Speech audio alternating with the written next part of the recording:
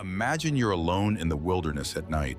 The moon casts eerie shadows through the trees and suddenly you hear it. That bone-chilling howl that has haunted human nightmares for thousands of years.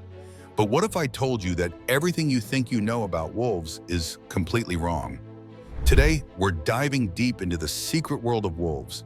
And I guarantee that by the end of this video, you'll never look at these incredible creatures the same way again. We're talking about pack dynamics that would make corporate executives jealous, hunting strategies that Navy SEALs study, and family bonds stronger than most humans will ever experience. For centuries, wolves have been cast as the villains in our stories. Little Red Riding Hood, The Three Little Pigs, countless horror movies. They've painted wolves as bloodthirsty monsters lurking in the shadows. But the reality? It's far more fascinating than any fairy tale. These apex predators are actually some of the most intelligent, social, and emotionally complex animals on our planet. They're master strategists, devoted family members, and ecosystem engineers whose presence can literally reshape entire landscapes. So buckle up, because we're about to embark on a journey into the wild world of wolves. And trust me, the truth is more incredible than fiction. The wolf species breakdown.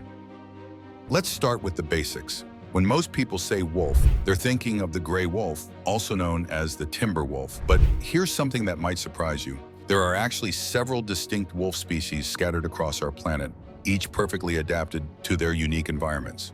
The gray wolf is the largest of all wild canids and the ancestor of our beloved domestic dogs. Adult males can weigh anywhere from 70 to 145 pounds, with some Alaskan specimens tipping the scales at over 175 pounds. That's like having a German Shepherd on steroids. Females are typically 15 to 20% smaller, but don't let that fool you. They're just as formidable. Then we have the red wolf, one of the world's most endangered canids, with fewer than 30 individuals left in the wild. These guys are smaller than their gray cousins, usually weighing between 45 to 80 pounds, and they sport a distinctive reddish-brown coat that gives them their name.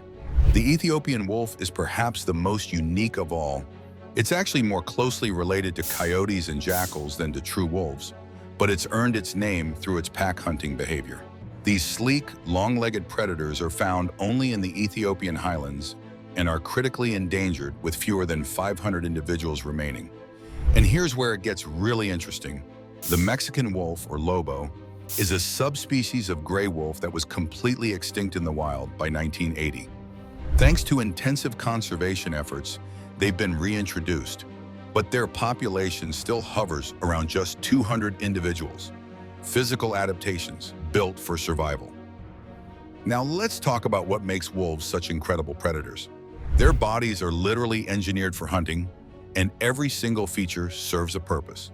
Starting from the bottom, those piercing eyes aren't just for show. Wolves have exceptional night vision, thanks to a reflective layer behind their retinas called the tapetum lucidum. This gives them a significant advantage during nighttime hunts when most of their prey is active. And those eye colors? They range from amber and yellow to brown and even blue in some individuals. Their hearing is absolutely phenomenal. Wolves can detect sounds at frequencies up to 80,000 Hz. They can hear a twig snap from over a mile away and can distinguish between the footsteps of different pack members. But perhaps most impressive is their sense of smell. A wolf's nose contains over 280 million scent receptors. That's about 40 times more than humans. They can detect a scent trail that's weeks old and can smell prey from over a mile away. This incredible olfactory ability is crucial for communication, as wolves leave scent marks to establish territory and communicate with other pack members. Their powerful jaws are another marvel of evolution. Wolves have a bite force of around 1,500 pounds per square inch. That's twice as powerful as a large dog and strong enough to crush bones. Their teeth are perfectly designed for their lifestyle, with sharp canines for gripping prey, carnassial teeth for shearing meat, and molars for crushing bones to access nutrient-rich marrow. Pack dynamics, the ultimate social structure. Here's where wolves get really fascinating. Their social structure is so complex and sophisticated that it puts most human organizations to shame. Forget everything you've heard about alpha wolves dominating through aggression and violence. Modern wolf research has completely overturned these outdated concepts. A wolf pack is essentially a family unit, typically consisting of a breeding pair, the parents, and their offspring from the current year, and sometimes the previous year. The alpha wolves are simply the mom and dad, leading through experience and wisdom rather than brute force. Pack sizes vary dramatically depending on prey availability and habitat. In areas with abundant large prey like elk or moose, packs can grow to 20 or even 30 individuals. In areas where they primarily hunt smaller prey, packs might consist of just 3 to 6 wolves. The social hierarchy within a pack is incredibly nuanced. There's definitely a pecking order, but it's based on age, experience, and personality rather than constant physical dominance displays. The breeding pair makes the major decisions: where to hunt, when to move, where to establish den sites. But other pack members have their roles too. Young adults often serve as scouts, ranging ahead of the pack to locate prey. Older siblings help care for and teach the pups, and even elderly wolves past their prime are cared for by the pack. It's a true society where every member has value. Hunting strategies, apex predator tactics. Now let's dive into what makes wolves such formidable hunters. These aren't just opportunistic scavengers, they're strategic predators with hunting techniques that would impress military tacticians. Wolves are primarily adapted to hunt large ungulates, animals like elk, deer, moose, and caribou that can weigh several times more than a single wolf. This means they have had to develop incredibly sophisticated cooperative hunting strategies. The hunt typically begins with reconnaissance. Scouts will locate potential prey herds and assess their condition. Wolves preferentially target young, old, sick, or injured animals, not out of cruelty, but because these are the safest targets that require the least energy expenditure and risk of injury. Once prey is located, the pack employs various strategies depending on the terrain and prey species. One common technique is the relay hunt, where pack members take turns chasing the prey animal, wearing it down over distances that can span several miles. Wolves are endurance athletes, capable of maintaining pursuit for hours. Another strategy is the ambush hunt, where some pack members drive prey toward other wolves waiting in concealment. This requires incredible coordination and communication, with wolves positioning themselves based on their understanding of prey behavior and landscape features. During the actual attack, wolves work as a coordinated unit. Some wolves focus on grabbing and holding the prey's nose or throat, while others attack the flanks and hindquarters.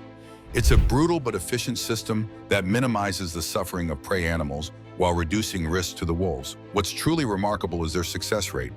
Professional wolf packs have hunting success rates between 10 to 20%, which might sound low, but it's actually quite impressive for large prey hunting. Compare this to lions, who succeed in only about 15 to 20% of their hunts. Wolves are also incredibly adaptable hunters. In areas where large prey is scarce, they'll hunt smaller animals like rabbits, beavers, fish, and even insects. Some coastal wolves have learned to hunt seals, while others have specialized in catching salmon during spawning runs. Reproduction and family life. The family life of wolves is where they truly shine as one of nature's most devoted species. Wolf reproduction is a carefully timed affair that revolves around environmental conditions and pack dynamics. Wolves typically reach sexual maturity between 2 to 3 years of age. But in established packs, only the breeding pair, usually the oldest and most experienced wolves, reproduce. This isn't about dominance, it's about ensuring the pack's resources can support the energy-intensive process of raising pups. The breeding season occurs once a year, typically between January and March, depending on latitude. Northern populations breed later than southern ones, timing their reproduction so pups are born when prey is most abundant. The courtship process is elaborate and romantic by animal standards. The breeding pair will engage in playful behaviors, share food, and spend increasing amounts of time together. The male will often bring gifts of food to the female, demonstrating his ability to provide for future offspring. After a gestation period of about 63 days, the female gives birth to between 4 to 7 pups in a carefully selected den site. These dens might be abandoned beaver lodges, hollow logs, caves, or burrows dug into hillsides. The location is always chosen with security and proximity to water in mind. Communication, the wolf language. Wolf communication is so sophisticated that researchers are still discovering new aspects of their language. It's a multimodal system that combines vocalizations, body language, scent marking, and even facial expressions. Let's start with the most famous wolf vocalization, the howl. Contrary to popular belief, wolves don't howl at the moon. They howl to communicate with their pack members over long distances to establish territorial boundaries. and to coordinate group activities. Each wolf has a unique vocal signature, like a fingerprint made of sound. Pack members can identify individual wolves by their howls from miles away. A wolf's howl can convey information about their location, pack size, territorial boundaries, and even emotional states like loneliness or excitement. But howling is just one part of their vocal repertoire. Wolves also bark, whine, growl, and make a variety of other sounds. Barking is typically used as an alarm call, while whining often indicates submission or friendliness. Growling can express aggression, but it's also used during play. Territory and habitat. Wolf territories are like invisible kingdoms, carefully maintained and defended domains that can span hundreds of square miles. The size of a wolf territory depends on several factors: prey density, pack size, terrain, and competition from other packs.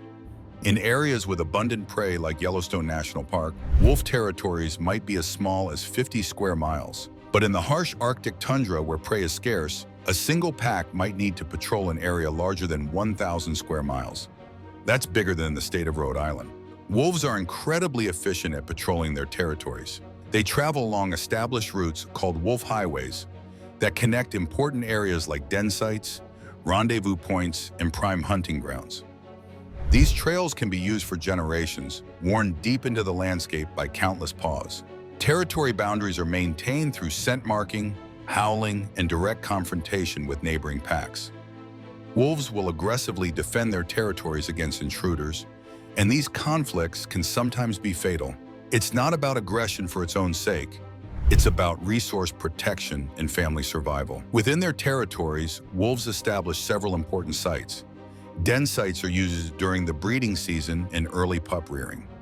Rendezvous sites are above-ground locations where packs gather, often used as staging areas for hunts or safe places to leave pups while adults are away. Ecological impact. Ecosystem engineers. Here's where wolves prove they're not just predators. They're ecosystem engineers whose presence can fundamentally reshape entire landscapes. The reintroduction of wolves to Yellowstone National Park in 1995 provided scientists with a real-world laboratory to study these effects, and the results were astounding. Before wolves returned to Yellowstone, deer and elk populations had grown unchecked for decades. These herbivores had browsed young trees and shrubs down to nothing, creating a landscape that scientists called ecological devastation. Rivers meandered less, vegetation was sparse, and biodiversity was declining. Within just a few years of wolf reintroduction, everything began to change. Wolves didn't just reduce deer and elk numbers through predation, they changed their behavior. Deer and elk became more cautious, avoiding areas where they might be vulnerable to wolf attacks. This behavioral change, called the landscape of fear, allowed vegetation to recover in these areas. Conservation challenges and success stories. The conservation story of wolves is one of dramatic highs and devastating lows, showcasing both humanity's capacity for destruction and our potential for redemption. Historically, wolves roamed across most of North America, Europe, and Asia. But as human populations expanded and agricultural practices spread, wolves were systematically hunted, trapped, and poisoned. They were seen as competitors for game animals and threats to livestock. Wolves and humans, a complex relationship. The relationship between wolves and humans is one of the most complex and contradictory in the natural world. We are, after all, talking about the species that gave us our most beloved companion, the domestic dog. Yet we've also driven wolves to near extinction across most of their range. Archaeological evidence suggests humans and wolves have interacted for over 100,000 years. Early humans likely competed with wolves for prey and cave sites, but they also learned from wolf hunting strategies and may have followed wolf packs to locate large game. The domestication of dogs from wolves is one of humanity's greatest achievements, beginning somewhere between 15,000 to 40,000 years ago. This partnership revolutionized human society, providing us with hunting companions, guards, and eventually, beloved family members. What did you think of this deep dive into the world of wolves? Were you surprised by any of these facts? Let me know in the comments below, and if you want to see more wildlife documentaries like this, hit that subscribe button and ring the notification bell. Until next time, keep exploring the incredible world around us.